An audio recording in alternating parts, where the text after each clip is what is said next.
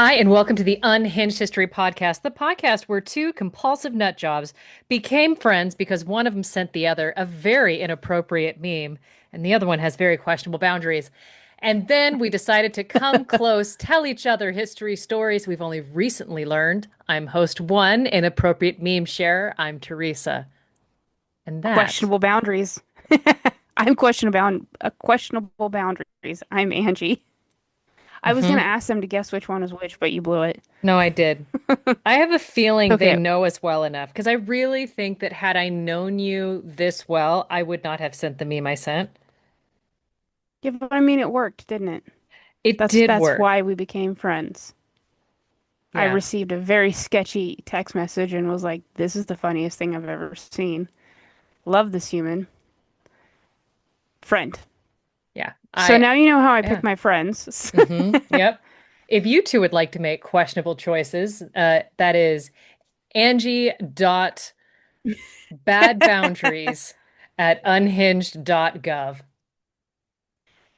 .gov. I love that. That's Yeah. it's good. I like what you're doing. I'm here for it. And whoever has that address is going to really hate me. God bless them. Thoughts and prayers. I should probably put my needlework down and look and see who goes first. I think it's me. You think it's you? Yeah, I have the doc. I'll just tell you for I'm sure. scrolling, scrolling, scrolling. I'm lying. I have a different doc up. It's me because you went first last week with Eliza Bowen Jamel, and Jamel. I went and told you the story of Saito Musashibo Benki. So wouldn't that mean I go first this week? You went first last week. Do you want to But go I have a first two whole, weeks in a row? I'll fight you. I have a whole story. Like I have a Oh, whole hour story. I probably have a whole hour story too. So I guess I'll just go then. Okay, I'll sit here and hang out. Okay. I am going to tell you because we are now officially in spooky season. I'm going to tell you the origins of Frankenstein. Love this. Okay.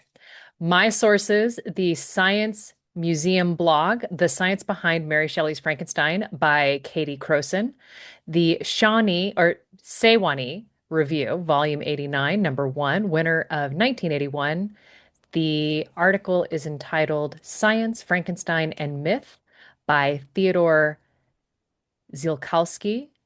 Oxford University, they have a timeline on Mary Wollstonecraft Shelley's life, and the podcast entitled Opinions about Life and Literature. Mary Shelley is a dissenting voice. Inga Pearson on Frankenstein and the Age of Science. Who, buddy? That's a lot. I had some fun. Frankenstein's one of my favorite Yeah. books. I used to read it every year. I got myself down to one copy of Frankenstein Wow. because I would move, not find it, and go buy another one, and then That's fair. get all of my books unpacked and go, oh, look, I've got three. I think I have 3 copies of The Hunt for Red October. I have zero. I've never read it. I've seen It's Sean one of my Connery play a favorites. Russian. Yeah. A Scotsman with a lisp play a Russian and he killed it. In the only way a B movie could be. You know? Yeah, Yeah. I only have 3 copies because my mom kept buying them thinking that I didn't have the first one. I kind of like that. That's a very sweet move. Mm-hmm. Like, Like, what do Mom, you I've need read for this twice Christmas? now. Mom, actually, I'd love a copy of The Hunt for Red October. Wow, that's a great book. I'm surprised you don't own a copy. I will get you one. I also have multiple copies of Clive Cussler books because of that. You know what? All of this checks. All of this checks. Okay, so are you ready? Yes. First off, um, we don't necessarily recognize this in our timeline, modern timeline, because there's so much time between now and say 1797. We don't recognize the literary rock stars that Mary Shelley's parents were. Mm-hmm. Okay. So we have her father, William Godwin, and her mother, Mary Wollstonecraft Godwin. They are both like the who's who. Okay. Now, August 1797, Mary Wollstonecraft Godwin. She's born in London. She is now, okay, Mary Wollstonecraft is an incredible feminist. That needs to be Yeah, said. she is. Now, when Mary's 10 days old, her mom passes away. Why? Because there's a little bit of placenta lodged up in this woman's uterus, doesn't quite pass, causes a massive infection. Mary passes. Now, Mary has an older Right. sister, half sibling, named Frances Imlay, and she's known as Fanny. Fanny is from an illegitimate relationship that's before William Godwin. Oh, okay. So an illegitimate relationship on mom's side. Yeah, yeah, yeah, yeah. Yeah, okay. Apparently, Wow. both Okay, parents kind cool. of believed in free love. Love this for them. Okay, so this is kind of one of those little pens to put in the back of your brain because there's like a lot of like later on one passing line where Fanny matters. This isn't it, but I Okay, need to introduce Fanny now. So later on, you can be like, oh, okay. got it. Okay, so 1801, William Godwin marries a widow named Mary Jane Clairmont. There's so many Marys in this story. Okay, so Got it. William marries Mary because he's already got the towels embroidered. Why change a good thing? And Mary And he Jane, never has to learn a new name. that's true. Hmm. Ian told me once that he only dates girls whose names are Angie, so he never messes it up. Okay, so this is a side story for you. When my child was like 3, she looks at Mike and she says, "You're my favorite dad." And he looks back at her and he says, "Well, how many are there?" And he looks at me like, "I'm gonna catch you out. I'm gonna catch you out right now. I'm gonna learn." And she She's goes, gonna spill it right here. I've got 11. You've got 11 dads. What are their names?" Wow. They're all named Mike. And he looks at Mm-hmm. me and I was like, "I've got a type." Mike's. And so Yep. like that was hilarious. So that is now family lore. Okay, but Yep. anyhow, As it away from the should be. Mikes to the Marys. They all start with M. They all start with them. Mary Jane Clairmont moves in. She's got 2 kiddos. She's got Charles and Claire. Mary is going to have constant conflict with her stepmom. Okay. Mary Okay? Shelley, not Mary's stepmom. Oh my God. I know. Do you see? This. I Okay. it's Yep. Now, as she's growing up, she is voraciously reading her mother's works. And I love so this. like she is probably over indexing mom's thoughts because mom's not there. Right. Okay. Now, she also becomes aware that her mother was resuscitated after jumping into the Thames River. And I am looking at you as I say it so you can hear the pronunciation in 1795. Now, she's resuscitated by the volunteers of the Royal Humane Society. Now, this was When you say established. that, I'm assuming you are not meaning the dog group. I don't believe so. Okay. I mean, unless their missions changed, it may have started one direction and went another. You know? Okay. Now, the society is established by 2 doctors, William Hawes and Thomas Coggan. Cognan? Coggan. And it's that happened really like in 1774. It was originally named Society for the Recovery of Persons Apparently Drowned. So apparently the Humane Society was just shorthand. That's Wasn't, a significantly easier name to remember. yep. It's like, hey, The you've fact that recently there's a whole drowned. society devoted to that. I, you, the Thames was a busy place. See a need, fill a need, I guess. You know, honestly, let this Mm. be a lesson. Now, this was incredible because they had published information on how to resuscitate people with specially designed equipment. This equipment, because I don't know if we really had CPR fully established at that point. I don't know. They pumped air into the lungs and they so if you save somebody, you got a medal engraved with the society's motto. The motto was pre-adventure, a little spark may yet lie hid. So the Okay. spark of life might still be there. Yeah, yeah, yeah. Persevere, carry on, get it going. Now, they have this weird machine. This machine might have been used to revive Mary Wollstonecraft. It had like a leather balloon and tubing. There's also three stopper vials that contain brandy, a volatile alkali, and these were presumably to be stimulants. Okay. Okay, so they were really trying to do the things. Now, Mary Wollstonecraft, the daughter, who would later grow up to be Mary Shelley, she ends up growing up surrounded by all of these things that have happened in the past, but because her home is what it is, she's surrounded with the leading scientists, writers, politicians of the 18th century. This is her living Right. room, okay? She takes a keen interest in science, reading, and attending lectures. She's like really leaning into these cutting edge scientific theories of the day. And it's during these periods that there's debates raging about the boundaries between life and death and whether these matters should be probed in the first place. Okay. So we are still fighting this debate. Yep. But I mean, imagine Yeah. you're coming in on it. Your mother is dead, but you already know that she's been revived. Right. Yeah. Okay. So she's gone through the resuscitation process. So now you're like, okay, so this line is very blurry to you. It moves. Yeah. Like how long do you have to be dead where it doesn't work anymore? And these are the thoughts that are going to be rattling around in the back of her brain. Now, there is, as these debates are taking place, I think that's the word you're going for. yes, there is something that's happening. It's like the life principle that debate is happening between William Abernethy or Abernethy and William Lawrence of Royal College of Surgeons. And this is about like what is the human life force? Like basically what is that animating principle?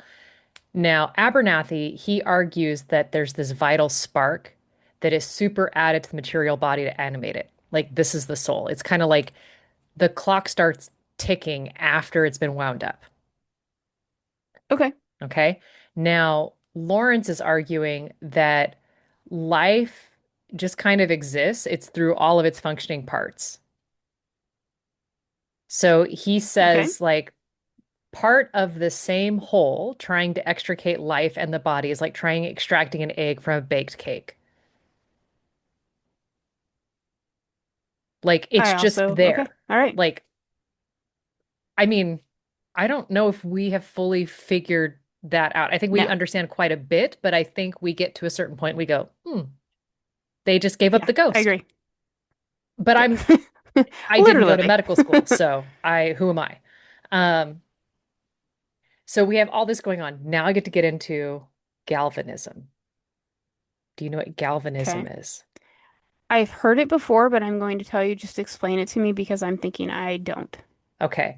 So there is this newly discovered force of electricity, Okay. and the experiments to test whether electricity itself can be what reanimates somebody. Right. Okay. Okay. Got Okay. it. We have Luigi Galvani. He's a surgeon at the University of Bologna, and he's experimenting with animals and electricity in January of 1791. Okay. Yeah. Long story I've heard of short, this guy. he's dissecting a frog. He's near a static electricity machine and touched a scalpel to the frog's leg, and the leg jerks. So, Yeah. Yeah. Yeah. further experiments, he's convinced that the muscle tissue spasmed because it had direct contact with the current. Now, he doesn't announce this discovery for 10 years until 1791, and he publishes an essay entitled De Virbius. I should have just put this all, I'm just going to say it in English because I'm going to butcher so much else. The commentary on the effect of electricity of muscular motion. Okay. That's what I should have just said and tried to skip that first chunk of Italian that was not Italian. Apologies to the ears I have offended. The essay argued that animal tissue contained an inherent force, which is a form of electricity that flowed from nerves to muscle tissue. And he named this force animal electricity. Okay. And he creates what he calls a frog pistol, I which love this. is not a sentence I thought I would ever write down. It looks like a ray gun from some science steampunk movie, Love this. and he uses it to try to start to animate tissue. Okay. But where he stops, his nephew starts because we have Giovanni Aldini, and he took these experiments further by trying to animate human corpses. Creepy. I love it. You see where my brain is going. Yeah.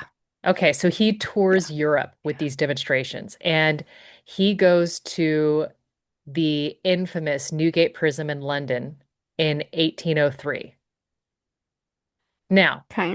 up until 1832, it's illegal to procure human cadavers for dissection unless you're using executed murderers. So he's Because of got, course it does. That makes all the sense. I mean, look, you're not gonna like dig up somebody's auntie and start using her to like Yeah. experiment on. That would be so weird if it actually worked and Auntie showed up to tea tomorrow. It might make things a little bit questionable about what happened, why is my tea set out? Why do you Yeah. have my tea set? What are you doing? Yeah. Warned you last week. Mm-hmm. Yeah. So, okay.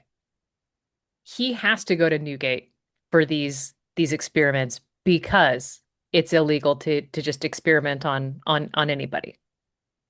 Right. You got to go Okay. get the executed criminals. Yep. Now, at one point, Which honestly, if that works, that seems like really counterproductive. We executed you the first time. We well, brought you back. you hung Then me what? until dead. I was dead. I'm not dead anymore. Ergo, I have fulfilled my service. Jon Goodbye. Snow's exact reasoning. Good day to you, sir. Right. Yeah. Well, Aldini inserts metal rods into the corpse of George Foster. And the Newgate calendar recounts that the jaws of the deceased criminal began to quiver and the adjoining muscles were horribly contorted and one eye was actually opened. Hmm. I hate all of it. Could you imagine being there? Honestly, I don't hate it as much as Terere. I'll try harder. Because I'm too busy imagining the smell and a single eye opening, and I'd be like, nope, I'm out. I'm out. Deuces, unplug me. Yeah. Like, um, I know I'm on shift till 3, but I'm done. Yeah. Goodbye. My mom is calling. I gotta go. Yeah. Yeah, I think I left a fork in the microwave. I'll see you tomorrow.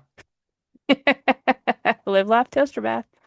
So, okay, this, as this is going on, in a subsequent part, the right hand raised and clenched, and the legs and thighs were set in motion. I don't know if that means that I'm sure that just means that they jerked and not that they pedaled and like he was doing bicyclers, like he was doing his ab Okay, workout. because I saw bicycling. That, That's I what I mean, saw happening. I Okay. really, I, the way it reads is bicycling, but I think what likely happened was simply the jerking and shaking. Movement. Yes. Yeah, yeah. Okay. Now, the Got it. experiment obviously creates public sensation. Everyone's talking about it. And there's widespread reporting of it in all kinds of newspapers, including the Times. Now, people thought that this start was the start of the technology that's going to bring the dead fully back to life. Okay. And they're looking at this as, I think anybody would, a troubling and shocking concept, which makes sense to me. Like these Facts. are the conversations you have when you realize test tube babies are now a thing. We don't even need to involve the act of procreation. We can do it in a lab. Now, what is the ethics? Are these babies going to be born with souls? Like Right. you and I both know these babies will indeed be born with souls or whatever. But we're close enough to that act that we can understand the conversations that happened. Yeah, absolutely. That's Okay. insane. Now, all of that, where was I in my notes? This was indeed like the closest men of science really had like so they're thinking about all of this. They're talking about bringing the dead back to life, and this has a huge impact on young Mary Wollstonecraft, child of Mary, not the Right. stepmom. Future Mary Shelley. I think that's the easiest way to refer to her. Yeah, agreed. And she latches onto the concept of electricity being the spark of being that Frankenstein would use to bring his creature to life. Okay.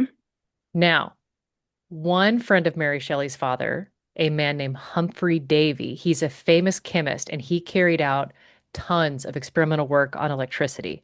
He's lecturing and the lectures he's doing is are famous and there's hundreds of people, including many women, and that part excited me, who would cram themselves into lecture theaters to see him speak and demonstrate experiments. Okay, that's cool. Love this. So as Women all have of this, always had a fascination with the macabre. I don't care what anybody says. I mean, it's I think to me it's the most fascinating.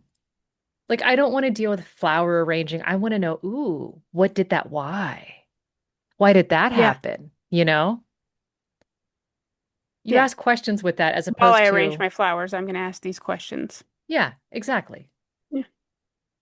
Now, there's some debate between this next bit, right? Like either between November of 1812 or March of 1814, Mary first meets Percy Bysshe Shelley. Now, Okay. Percy's a young poet. He admires Mary's father. He's 5 years older than Mary, and he's currently married to a woman named Harriet Westbrook. Okay. Now, if it's March 1814, Mary's 16. If it's Okay. 1812, she's 14. Either way, we're still a little young. Still a little young.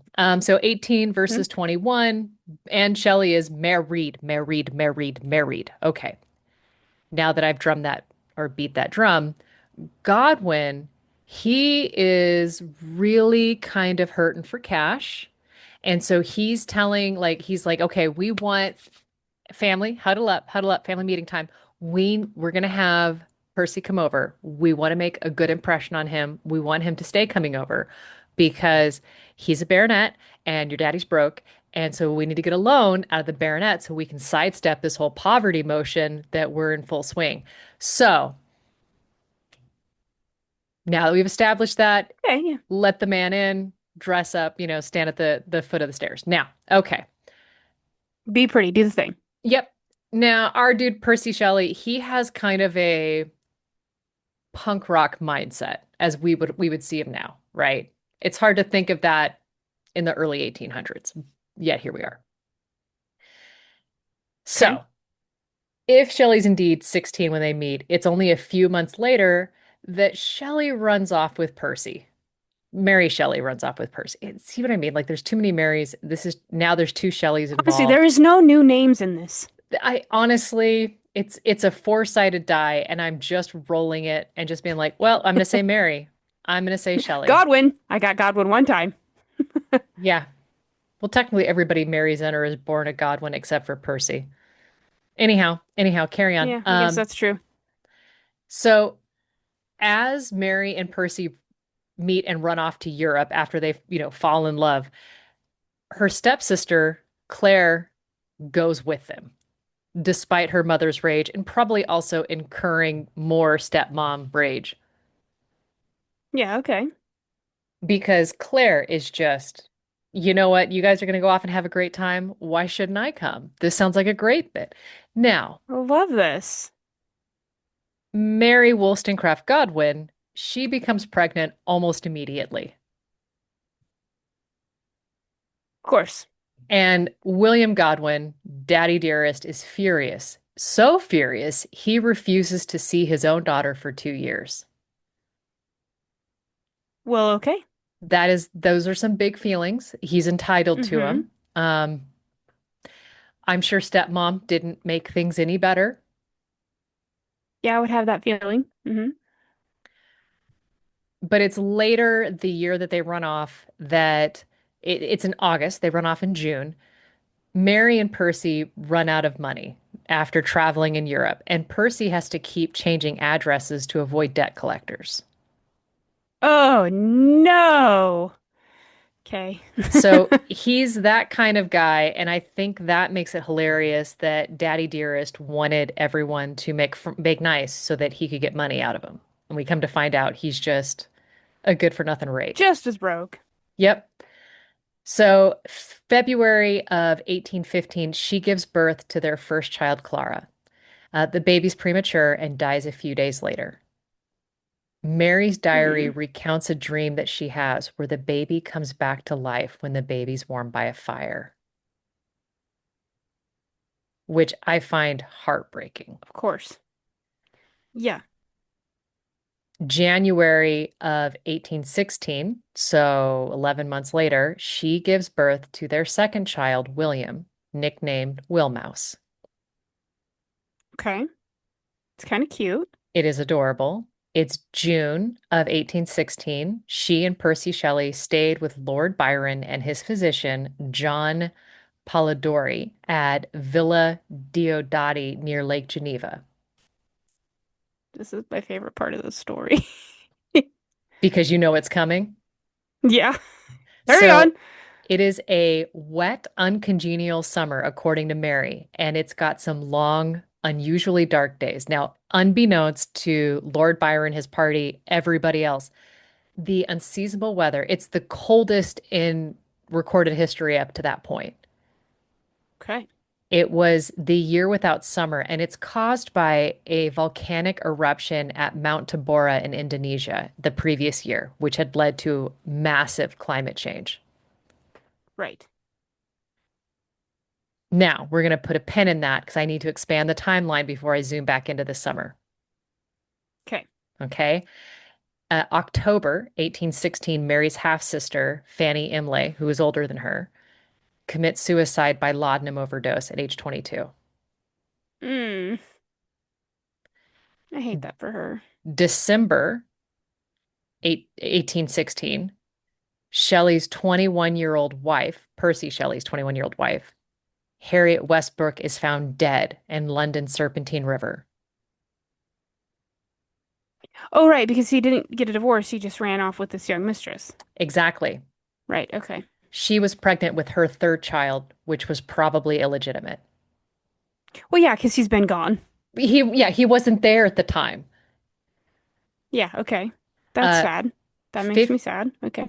15 days after discovering Percy's wife has died, Percy and Mary get married in London. Okay. She He gets, super mourned her, didn't he? oh, you know what? Yeah, he mourned her from afar, and thank goodness he had somebody else to get under to get over her.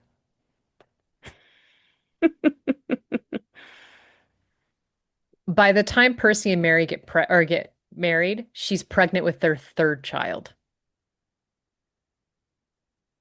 Well, okay. Percy was good at one They're thing. busy. Now, it's also about this time she reconciles with her dad. Oh, that's good. Okay. In May of 1817, she'd finished writing Frankenstein. So now that we know all of that, I'm going to zip back to the summer of 1816. So that really cold summer, Lake Geneva, there's still snow on the cabin or on the mountain. They'd stayed in Byron's cabin and they were ecstatic because Milton had also stayed there. Like John Milton? Milton is in Paradise Lost. Yeah, that's John Milton. Okay. I Okay, go. couldn't Carry remember on. his first name and I didn't know him that well. So I was just like, I'm just going to fast We've forward. only met. We've Yeah. only just met. I, I don't call him Jack because we're not that close. I don't want to be too formal or too informal. Um, so they're all excited with this concept, right?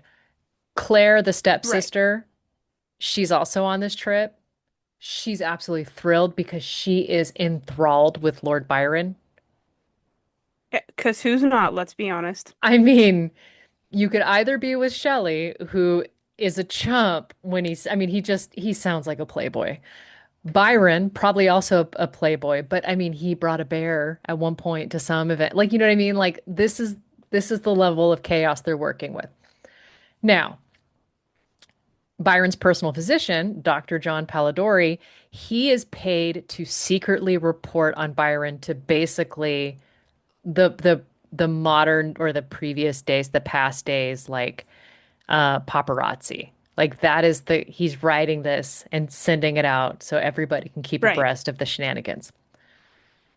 He's also the personal physician, as I said. Now they're all cooped up in this cold cabin on this supposedly summer day, talking about evolution, scientific discovery, what life is, and what is the animating principles if it's not God.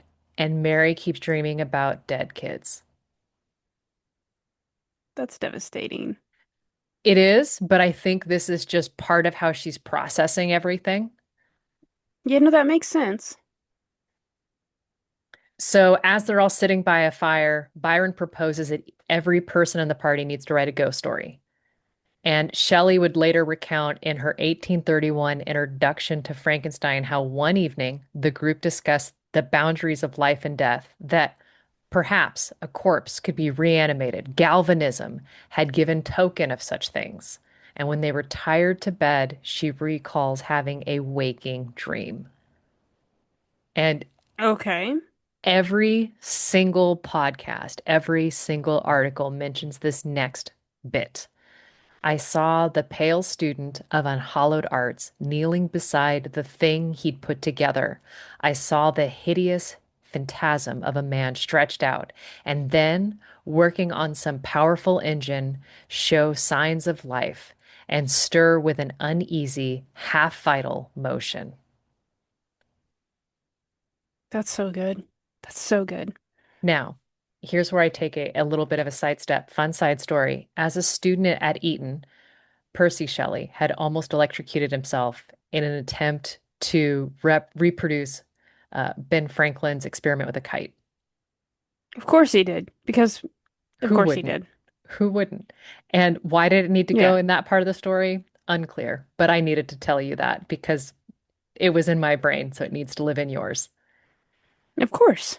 I'm Now, happy to hold space. as they're putting together their ghost stories that they're going to tell, John Palladori, he writes a story about a vampire, and that ends up selling pretty well during its time. Hmm. So we all know Frankenstein, but there was a vampire myth that we all neglected to pick up because it wasn't sitting on the shelf next to Frankenstein. Now, Where it should have been. Just saying. I mean, I think that they should go together, in some sort of side-by-side compendium.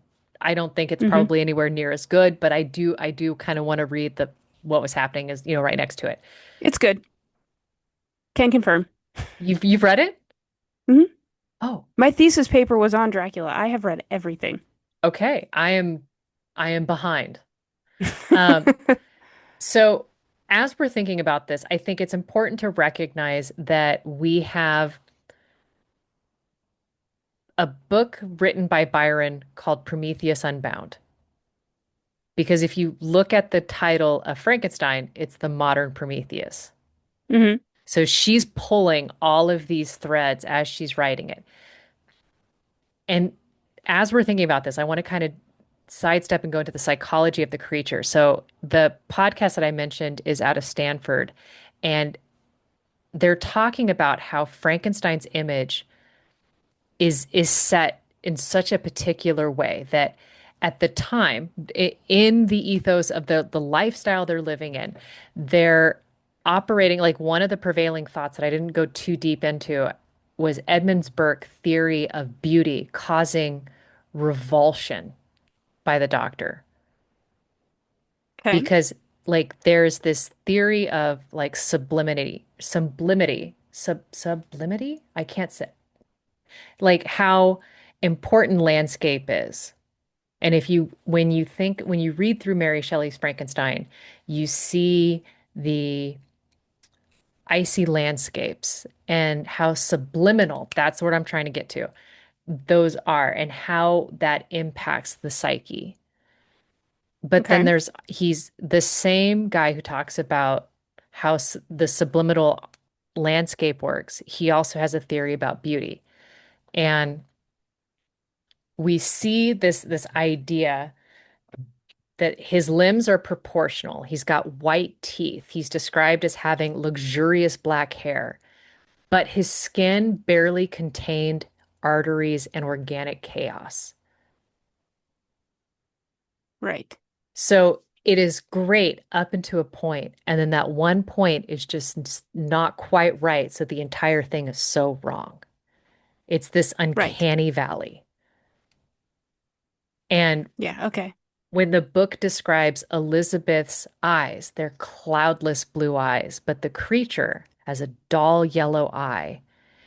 And when it opens, it's got this watery nature that's nearly the same color of the dull sockets which they're set inside. Yeah. So Okay. the organic versus the manufactured, and how Right. that is so close yet so far. And all this is happening as they're talking about what happens when God is excluded. And is it God that provides the soul or beauty? Or are you hoping that you're just going to put all the pieces together, touch it with electricity, and God will make it beautiful? The electricity will, the animating feature will cause it to be Right. seductive, Okay. alluring. Yeah. Yeah. Yeah. Now, as all of this is happening, Dr. Frankenstein is pursuing the creation of this ideal being. He's selecting his features as beautiful, but he's appalled by this monstrosity of his creation. Frankenstein, the creator, not the creation, overreaches in his scientific endeavor because he's taking the role of creator, which Shelley's contemporaries believed is reserved for God and God alone. And by Right. overstepping these bounds, this is where he's truly effed up. And it really kind He of effed around and found out. pretty much, right? Um, and so it really kind of made me think quite a bit about androids and the uncanny valley and dolls and their effects on us. And it is, a very similar thing where it's so close, yet so it's not right because it's not quite there. We're Right. missing one piece. And then another part of the book that seemed to make sense, and I kind of want to bring back as we think about Mary Shelley and how she wrote this. We have a character when Frankenstein goes, the creature goes into the mountains and he's staying hidden in the shed that's attached to the house that's ran by the Delanceys. I should have written that down. But The the family that he. Yeah. Okay. yeah, there's a woman Safie who comes into the picture and she is the young man's love interest. She doesn't know English. She is well educated. She is Arab. And so they are teaching her their culture, their language, and through extension, teaching the creature. Right. That was actually my favorite part of the whole book. Mine too, because you can kind of like, it was a brilliant device to really show how all this would happen.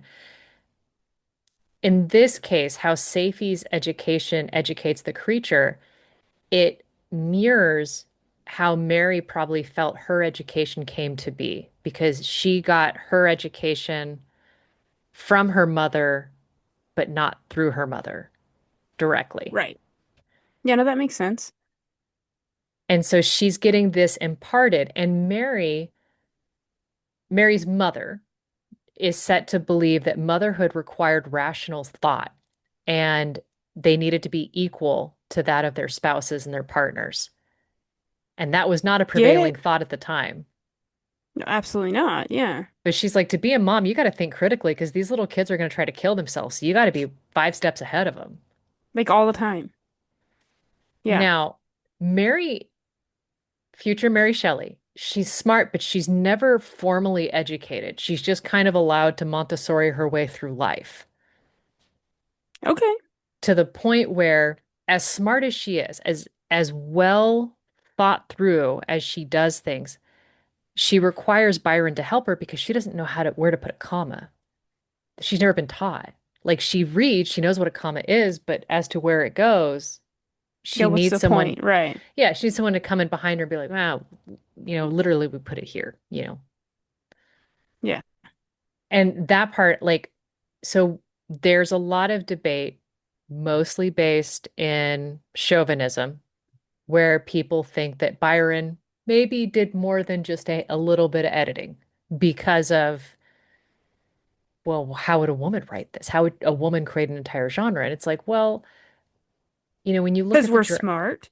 apparently, but looking at like the iterations, like he changes some of the meaning because she has, or the tone of her writing is very straight and matter of fact. She doesn't gild the lily. She's Yeah, I very thought that the direct. whole time I was reading it. Like, we are just getting to the point. Right. Okay. Yeah. And Yeah, I did appreciate that for a lot of the other stuff that I've read that is just circling around the topic. yep. Like, yeah, okay. And whenever we see evidence of Byron's editing, he tends to circumvent it a little bit. He tends to make the writing a bit more ambiguous, which is great. But when you compare and contrast, you can see where his influence was as a result. Now, Right, okay. he, as a person, as much as he loved screwing everything with two legs, um, he wants, Maybe even some with one. I mean, I really feel he probably wouldn't discriminate. Um, Yeah. he believes in trying to liberate women and Mary. Like Mary, particularly, he's like, hey, I want you to be able to do everything you want to do. I want to make sure that because you are equal to me, you're smart, so he really champions her there. Um, he also wants to try to liberate his sisters, and he tries to, but he fails at that. Before his wife dies, he invites them to live with Mary and him because he wants to make sure she feels liberated too. It's weird, but I can appreciate it. Yeah, well, I mean, yeah, no, I can see it because it kind of makes sense. If you've been sort of mentoring this young lady along, right? And you kind of have this, for lack of a better word, you feel responsible to invite her into your home to continue that would make sense, especially at that time and when you think about who Lord Byron is. Yeah. Well, Yeah, no, I got it. so all of this, right? Now, I should have put this earlier. One of the things that I didn't fully catch at the time that was mentioned in the podcast, when the creature is learning from Safie's education, he's learning French, which is the cultured language at the time, even though we're reading it in English, which would imply that at some time later he picks up English as well. And I hadn't fully made that connection, Neither did I until just now right? because we read it in English, but I knew he was learning French. Yeah, Oh, how funny. Our unreliable narrator did not tell us when he amen. learned English. Now, another thing that I found fascinating is we think of the creature opening its eyes. We think of how important eyes are in this story, the dull yellow eye. Mary knew about creatures opening their eyes for the first time. She'd witnessed babies being born. She'd Right. experienced that moment. And that was fascinating to me to think about it through the eyes of a mom witnessing birth and life coming to be. And then seeing the scene of Victor being repulsed by his creature and Yeah. how that is so counter to that moment. Yeah, because as a mother, as soon as you see that creation, it's like kind of the best thing ever. Yeah. Like you at that point they can do no wrong, right? They've just come into existence and yeah, they're And perfect. to have that moment of absolute repellingness, like repulsion Yeah. is just a very interesting thing. And yeah, it's fascinating from the eyes of a mom. Now, we also think about Victor. he's educated at Ingolstadt in STEM. They only do STEM. They're not touching humanities. They're not touching philosophy. He's not Hmm. getting any of that liberal arts education. He's learning, here's the mechanics. Right. And Here's the math.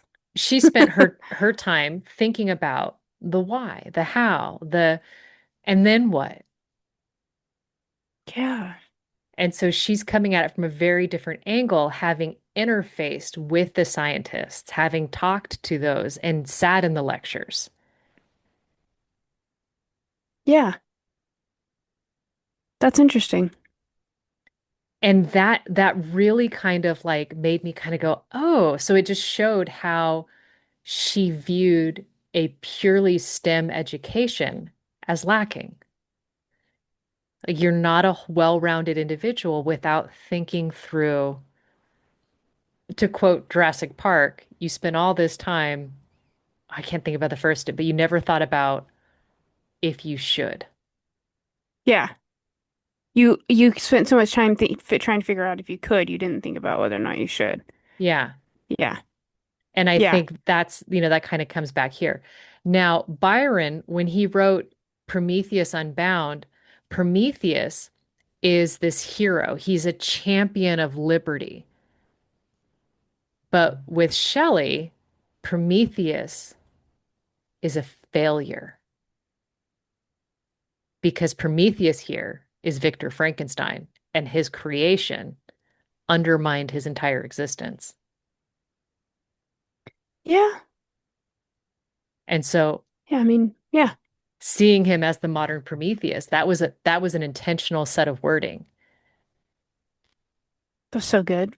Well done. Well done on her part. And it's without recognizing she wrote it sitting next to, or the idea germinated sitting next to the man who wrote Prometheus Unbound. That word, Prometheus, that was an intentional poke.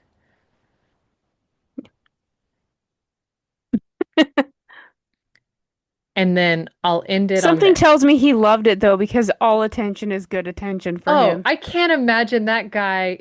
I mean, you could slap him with a shovel and he'd probably be like, I Hmm. liked it. Do it again. This time with feeling. Yeah. Other side, there you go. Yeah, get my good side. Um, but yeah, no, I mean, okay, so I feel like I've basically just rambled about the origins of Frankenstein because I've enjoyed it. And so it's just been like, and then there's this, and then there's that, and here's this rabbit hole. But I mean, like there was a quote that came up that I wanted to end on, and it was if Victor Frankenstein had not been overcome by his initial disgust, if he had responded to his creature with love and understanding, it might have become an instrument of good rather than evil. Could easily have been all the creature wanted was a companion. Like he wanted something to love. Yeah, That was my main take from the entire book was like I think that's why I enjoyed the part where he was with the family in the shed or the walls or in the shed. Yeah, yeah, however it's described. For some reason when I read it, I knew it was like this space attached to the house, but I kept thinking he was inside the walls. And I was like, how did you fit in there? Like I knew I read it wrong, but that was the way my visuals for it worked. you didn't have a shed attached to the house, so you made it work in your brain, and it was even more terrifying. Yes. Like, did you just pull the outer wall up and like lay in there? Okay, creep like this for you. Okay, but that is the story of the origins of Frankenstein as many rabbit trails as that was loosely put into kind of a narrative format. It was me just kind of word dumping on where my brain wanted to go. Live your truth, man. I'm here for word dumping on where your brain wants to go. Yeah. So if you've enjoyed this Merry Romp, you're wondering if Angie's going to tell a more cohesive story. Me too. Um, but send this to your favorite would-be mad scientist. And on that note, goodbye. Bye.